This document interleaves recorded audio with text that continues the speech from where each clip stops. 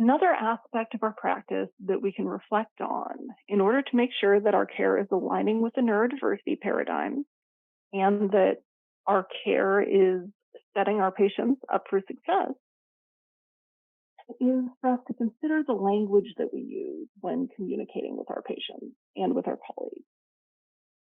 When we use language or anything else that inadvertently causes a patient to have negative expectations for their outcome, that is called nocebo, which is the opposite of placebo.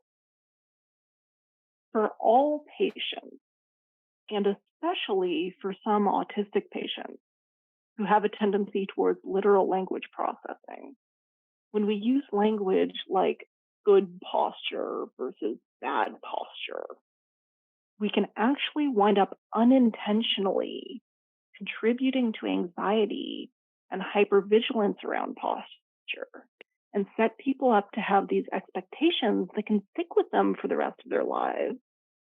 That anytime they notice themselves in the body position that a clinician has called bad posture, then they're going to be expecting to feel pain or to have problems.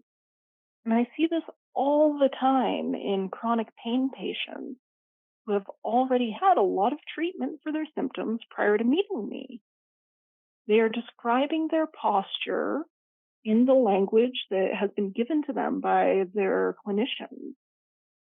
They're describing their posture as bad, as poor, as faulty, and they're anxious, really anxious about getting things just right in terms of their body alignment.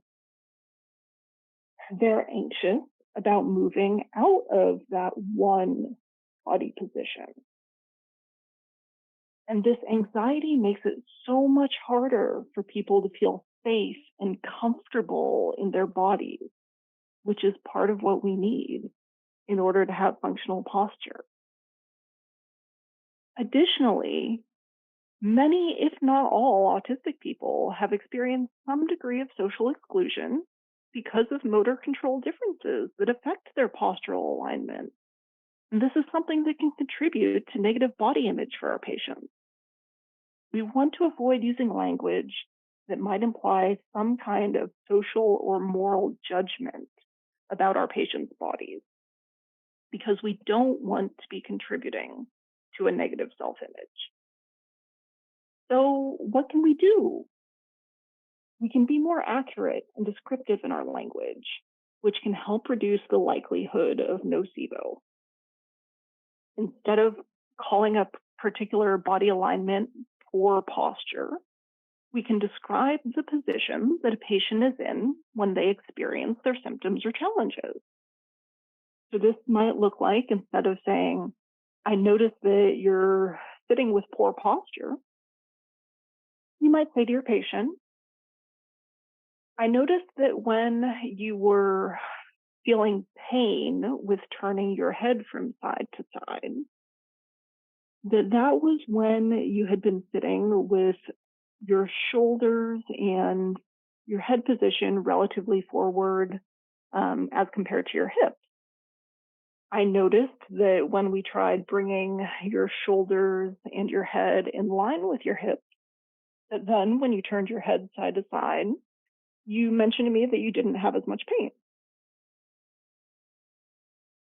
Instead of describing someone's posture as slouching, which carries some negative cultural connotations that might increase anxiety, we can describe where the different body segments are located in relationship to each other. Again, let's describe these things accurately without judgment. And this is the simple thing that we can do for our patients in order to help set them up for success.